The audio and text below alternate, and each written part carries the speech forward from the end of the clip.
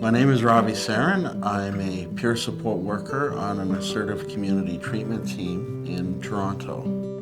I was diagnosed with schizophrenia in 1986. I connected with a really good CAMH psychiatrist, Dr. Sony. He's like a friend to me. He's followed me, like I say, over 20 years now. And he believed in me. The environment can make the difference between health and illness. CAMH has developed an extremely strong relationship with the surrounding community through the planning process. CAMH was largely cut off from the rest of the neighborhood.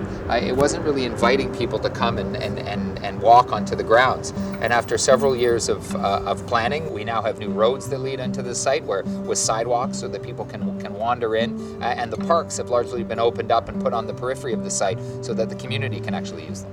What's unique about the CAMH site at Queen Street is how it's in the heart of a very vibrant and lively cultural, artistic, residential neighborhood. And that is very much aligned with CAMH's vision of an urban integration.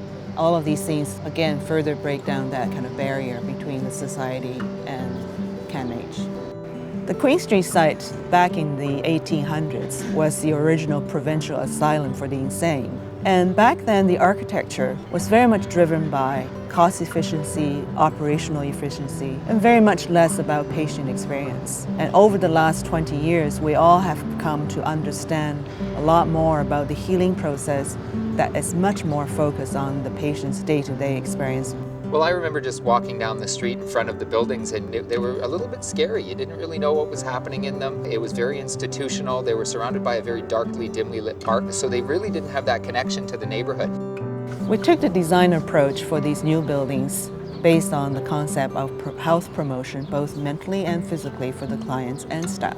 By using the material palette and finishes for the exterior of the buildings that echo the surrounding neighborhood, very much reinforces the integration. I like to think the most beneficial part of the CAMH redevelopment for the community is the affordable housing component. This neighborhood really used to be an affordable place to live, but over time it's grown more expensive. And I think by putting more affordable housing on Queen West, we'll get a more diverse neighborhood, and I think that's a good thing.